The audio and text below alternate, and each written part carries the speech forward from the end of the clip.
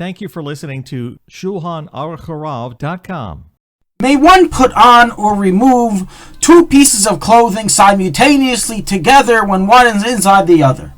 For example, you would like to take off your shirt. Let's say you're taking a shower. Can you just remove everything off together, the shirt, the tzitzis, the undershirt in one shot? Or do you have to take apart each clothing one by one? So too with pants and undergarments. Can I take off both together?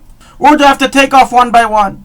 Likewise regarding putting on two pieces of clothing together. If my hat fell off with my yarmulke inside, can I put it back on together with my yarmulke? If in the winter I like to wear two socks for warmth, can I take them off together and put them on together? And so on and so forth of all cases of the like. So, indeed, we do not find in the Talmud or Rishonim any mention made whatsoever of an issue with removing or putting on two pieces of clothing together simultaneously. What possible halacha can this transgress? However, based on Kabbalah, we find in the Arizal and Shara Kavanis and Inyan Birchas HaShachar a warning against a person putting on two pieces of clothing together. And if you may have forgotten the reason, in fact, the reason recorded is because it causes forgetfulness. Putting on two pieces of clothing together causes forgetfulness, and therefore a person is to be careful not to do so it doesn't cause him shichicha. This right ruling of the Arizal is recorded in the Magen Avraham in chapter 2, halacha 3, and in the Alter Shulchanaruch, both in the Madura Kama and Madura Basra in chapter 2, halacha 3, in which he writes that one is to be careful not to put on two pieces of clothing together, as doing so brings forgetfulness. Thus, if you have your shirt inside of your coat or your undergarment is inside your pants, you should not wear them together. Now, if you may have been wondering, what about removing the two articles of clothing together? So far, the only thing we've emphasized from the Arizal, the Magen Avraham, and the Poskim is an adherence not to put them on together. But what about removing them together so that there is no mention of, not in the Arizal, not in the Magen Avraham, and not in any of the regular Poskim, which would lend us to assume that the issue is only in putting on the clothing and not in removing them. And so indeed rules some Poskim, the Orchos Chaim, Halichos Shleima, and others, that there's no issue whatsoever with removing them together, as this adherence is absent from the words of the Poskim and the Arizal. However, there are other Poskim who do record this adherence likewise regarding removing the two pieces of clothing together, and so is recorded in a Maimer of the Mittel Rebbe, Ataras Reish, who writes, "It is a known fact that the removal of two pieces of clothing together brings one to forgetfulness."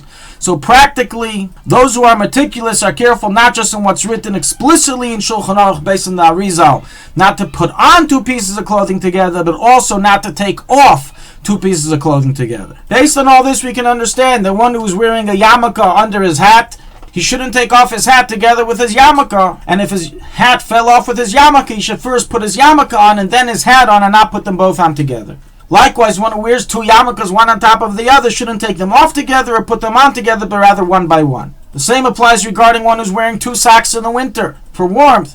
He should take off one by one and put on one by one and not together. Now let's dig a little deeper into this Kabbalistic reason of forgetfulness that is caused when you put on clothing together, and according to some also when you remove them together. Why should doing that cause forgetfulness? So it's explained in the Kisvei Arizal and also brought in the Maimer of the Mittel Rebbe the following concepts of Kabbalah: that a clothing represents an Ar Makif, an encompassing godly light around the person. Now, Ar Makif is famous for its assassination of all evil. It prevents evil from being able to nurture from a person. Now, when one puts on a pair of clothing together, since there's no space between the two clothing, there's no room for the Ar Makif to enter and to protect one from the klippas. Since he's not protected from the klippas, he gets forgetfulness, as forgetting comes from klippa. The whole concept of shicha is a symptom of klippas. There's no such thing as forgetfulness in holiness and kedusha. So a direct result of wearing two pairs of clothing and not allowing the Ramakiv to enter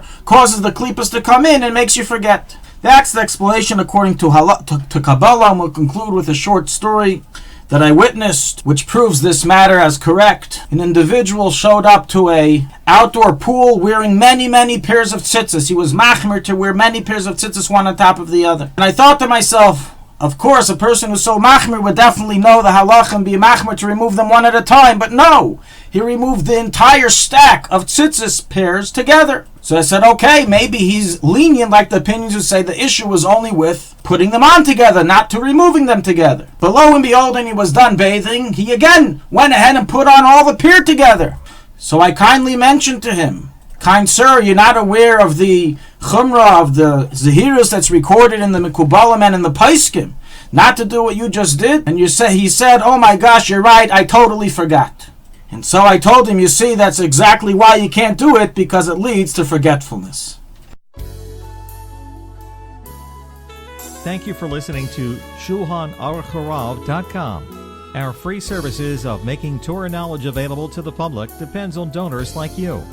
Please help us continue our work through making even a small contribution at Shulchanaruchharav.com under the Daily Halacha Dedication section or in the subscription page. Also, check out our online courses and many sefarim available for purchase that will both enhance your Torah knowledge and help support our work.